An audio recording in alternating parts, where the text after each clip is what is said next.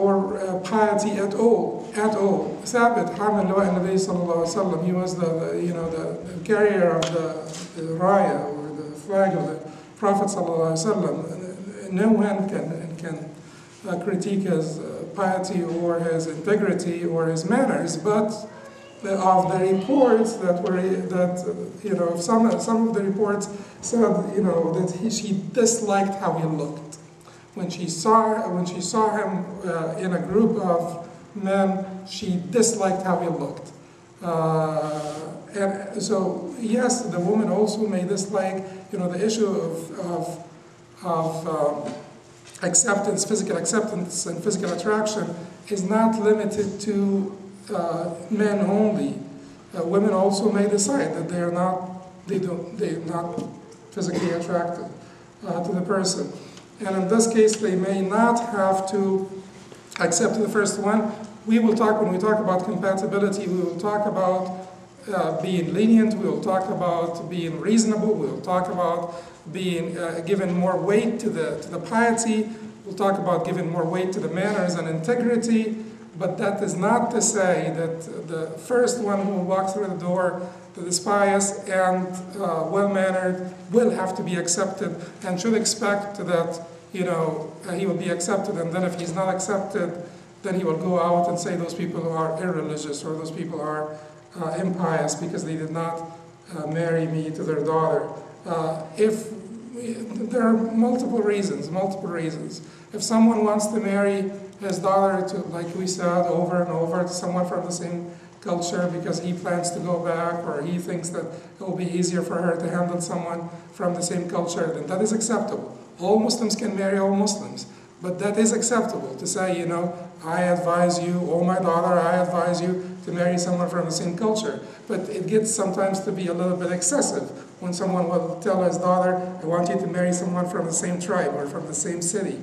And that gets to be excessive, and that was not justifiable just by common sense.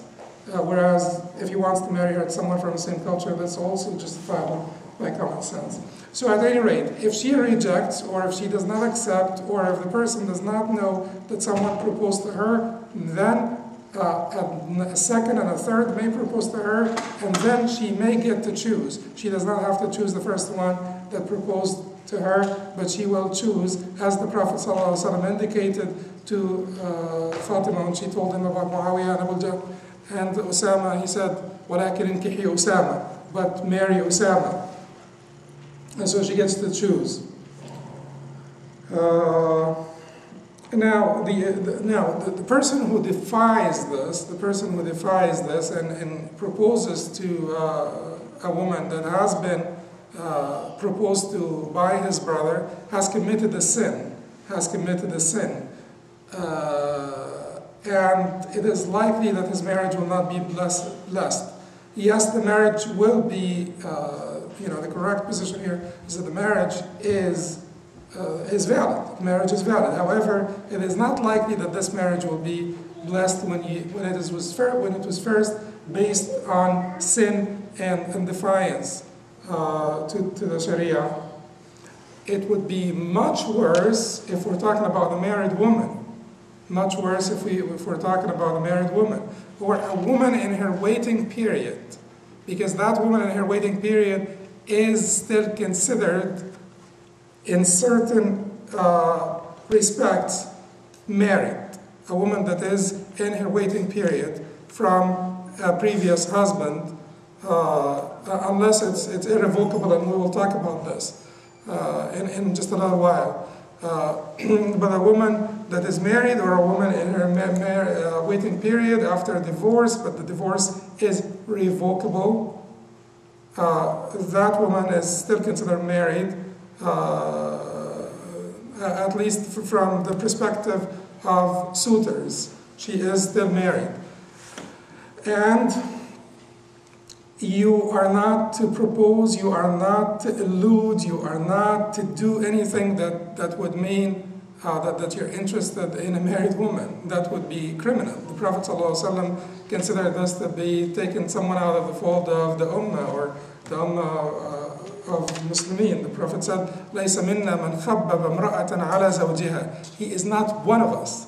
He's not one of us who turns a woman on against her husband, or ruins a woman for her husband, or turns a woman on against her husband.